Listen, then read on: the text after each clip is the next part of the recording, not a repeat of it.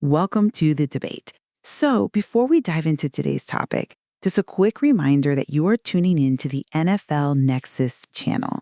We like to keep things dynamic, fun, and interactive here.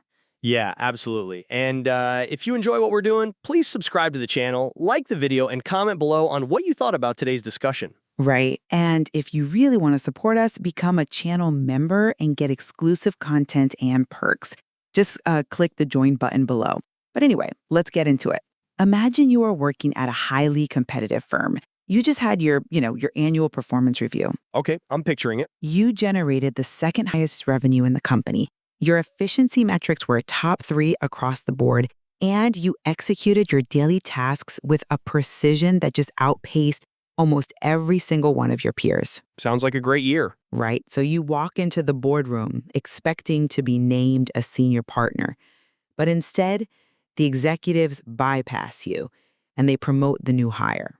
Oh, wow. Yeah, a guy whose numbers were objectively near the bottom of the firm simply because he, quote unquote, looks the part and has a higher perceived ceiling.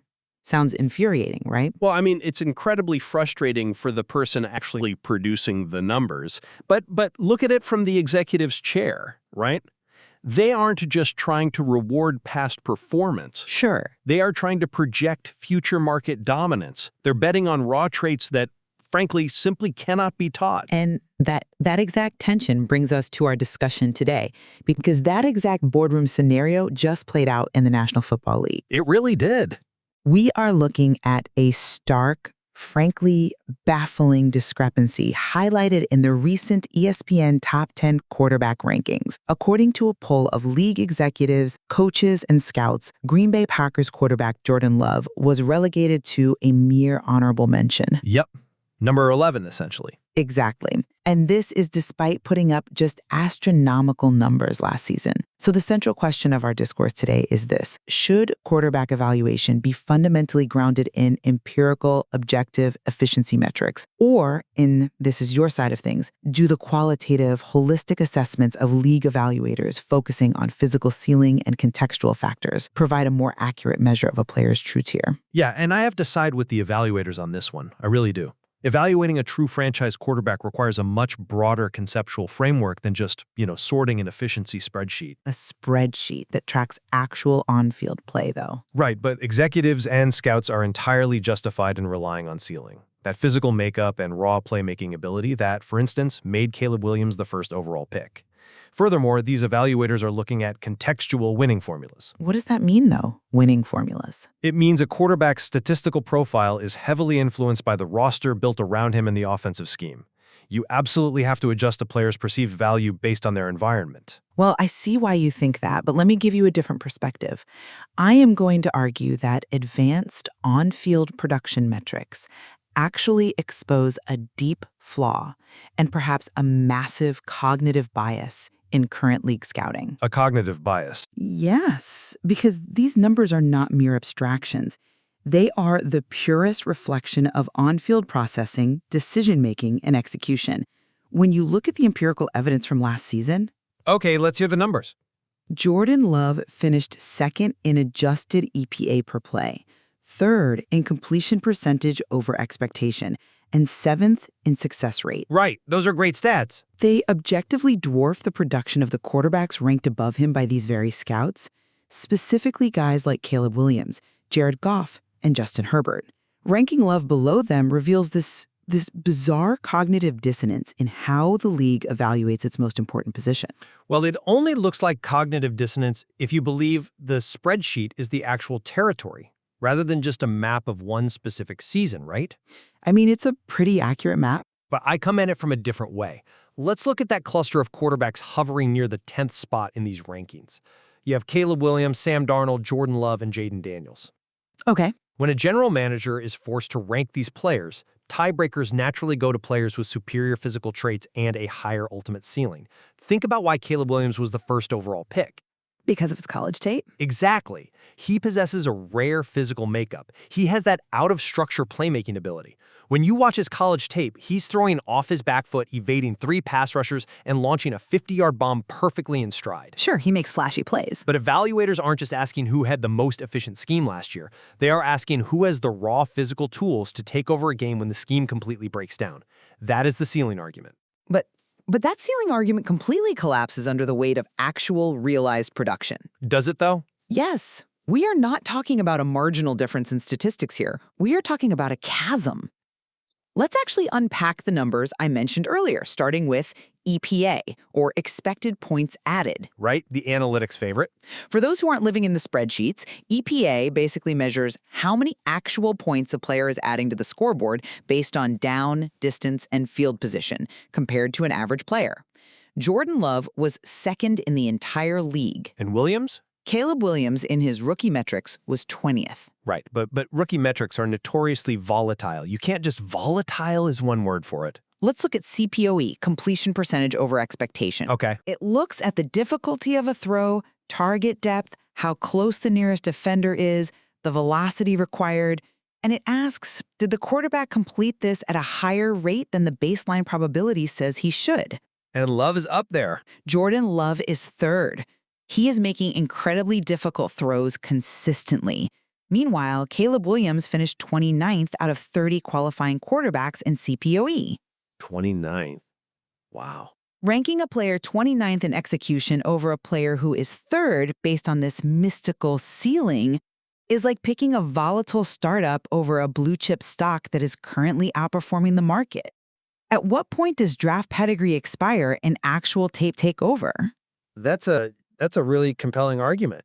But have you considered that evaluating a quarterback is inherently a predictive science, not a retrospective one? Predictive based on what? Imagination? No, draft pedigree doesn't just expire after one season when you are evaluating a player's ultimate trajectory for the next 10 years.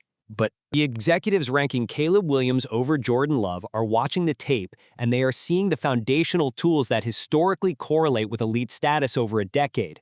A bad completion percentage over expectation in a rookie year doesn't erase the arm talent that allows a player to literally change the geometry of the field. Well, if we are relying on actual results to inform that predictive science, let's look at their head-to-head matchup in the playoffs. Okay, fair enough. You can't ask for a better proving ground. In that game, Jordan Love fundamentally outplayed Caleb Williams.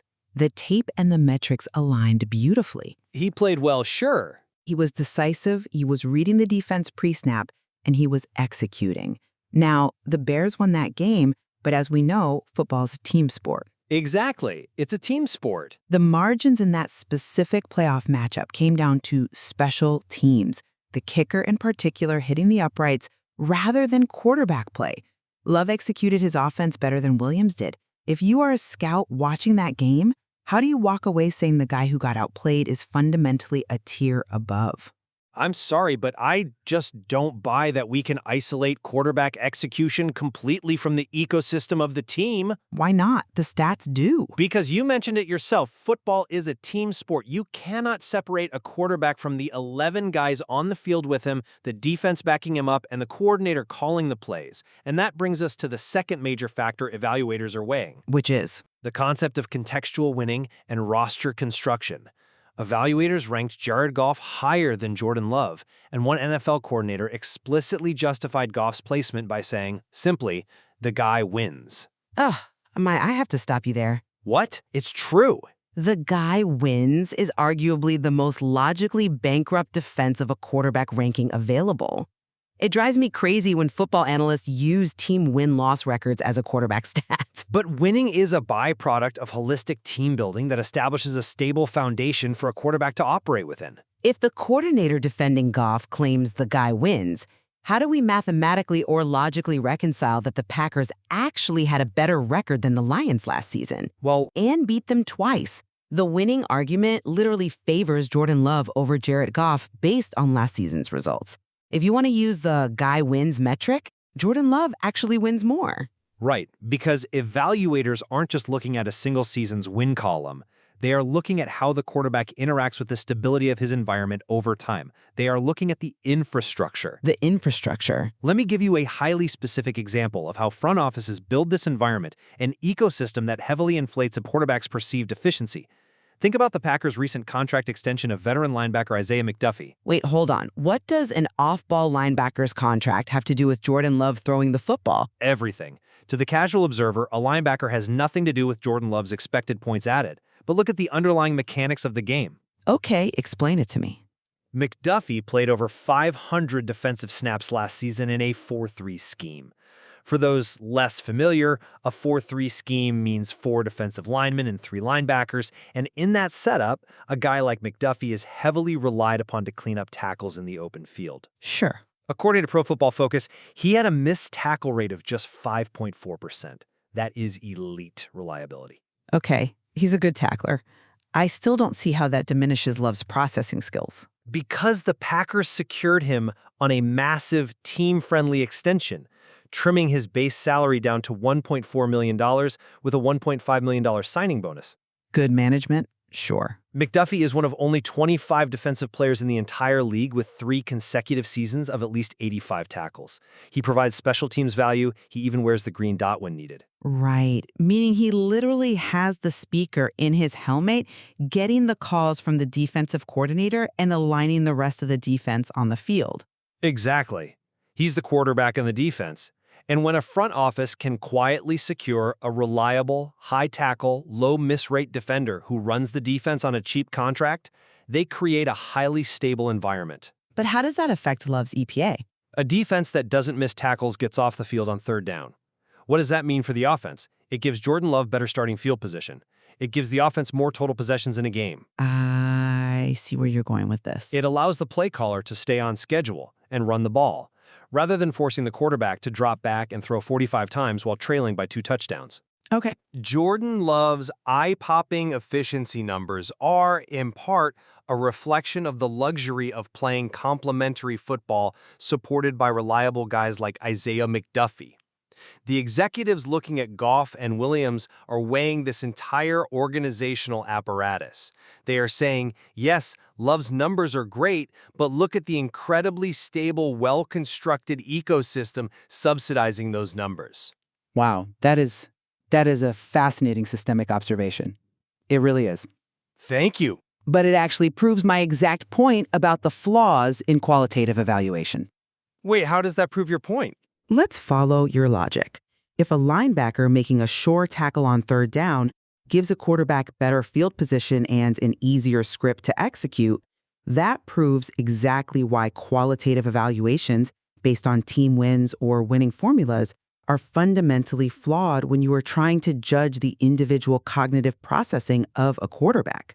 You just admitted that defensive stability dictates the flow of the game for the offense. Well, yeah, it absolutely does. So why are scouts penalizing Love for benefiting from a good defense while simultaneously praising Jared Goff because the guy wins?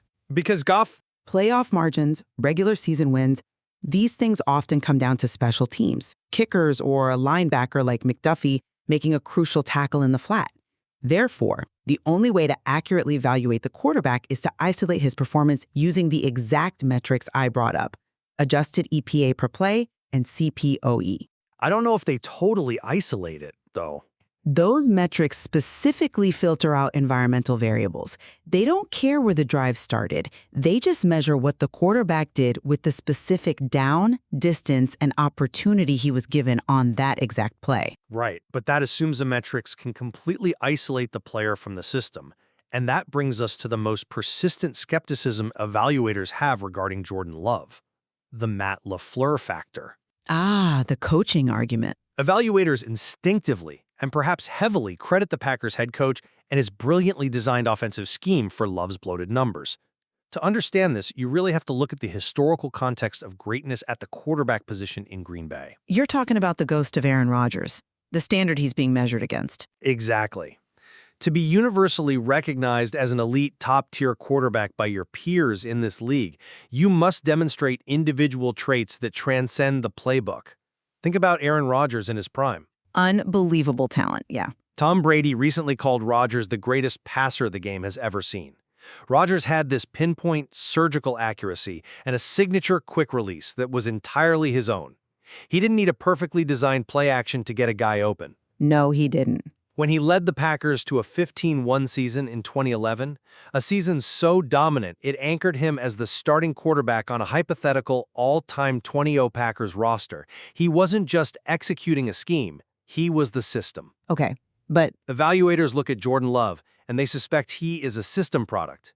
They suspect Matt LaFleur is scheming receivers wide open using motion and misdirection, and Love is simply pulling the trigger. I'm just not convinced by that line of reasoning, because the evaluators' own anonymous quotes completely contradict their final rankings. This is where the hypocrisy becomes undeniable. How so?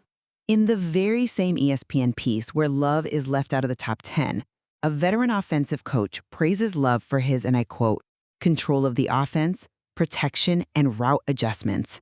I want to linger on that for a second, because I think casual fans hear adjustments and don't realize what that actually entails. Oh, it's a heavy cognitive load. It's massive.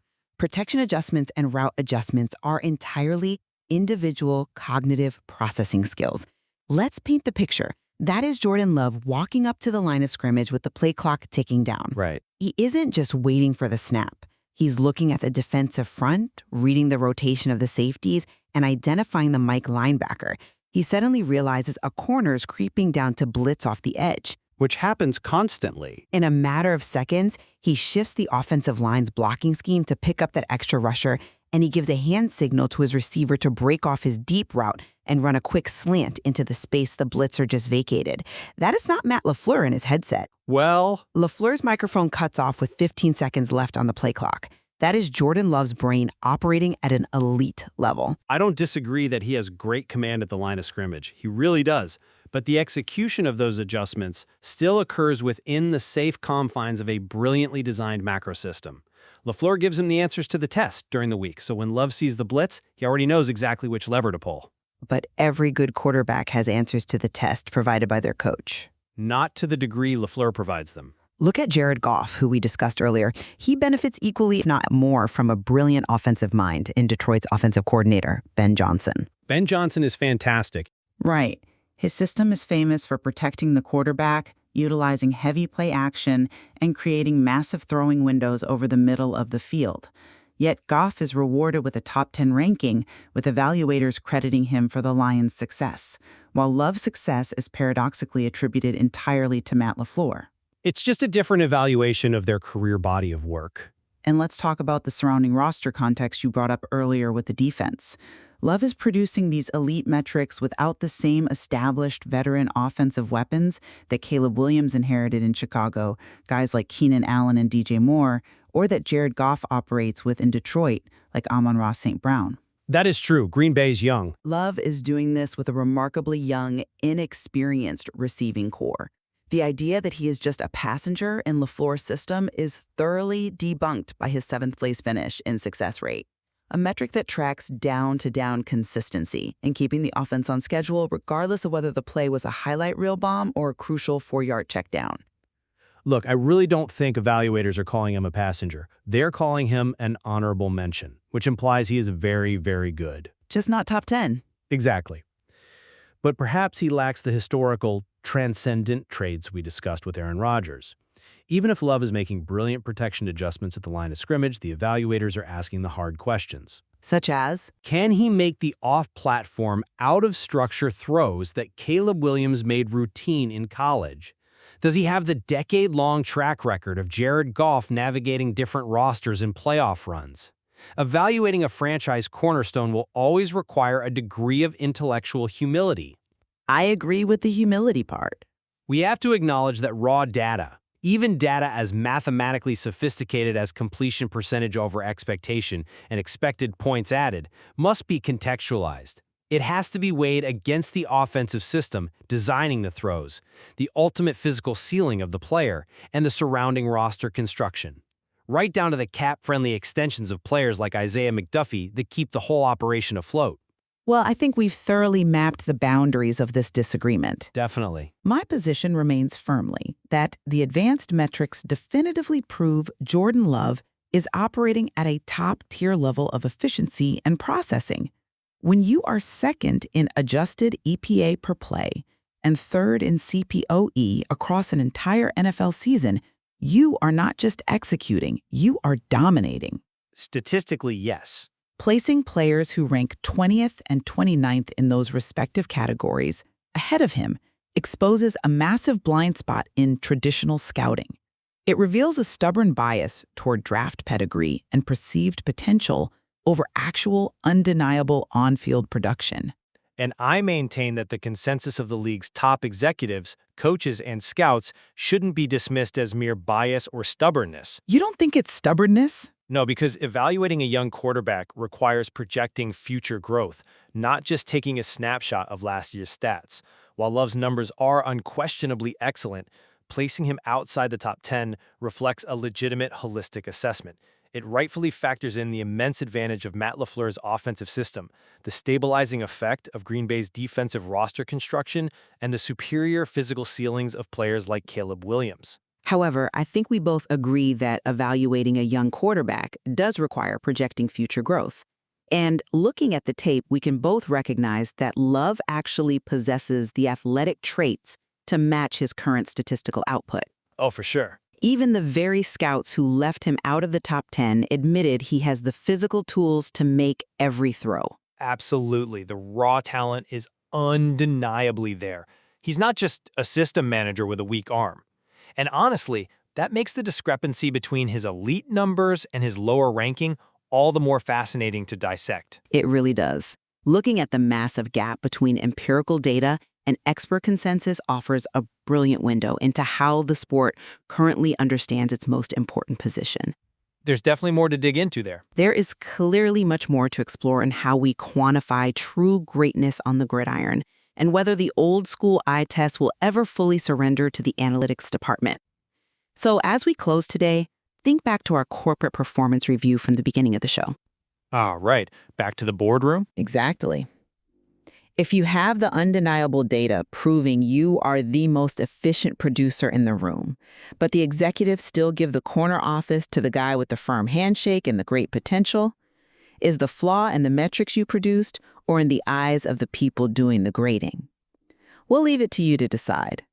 Thanks for joining us on the NFL Nexus channel. We will see you next time.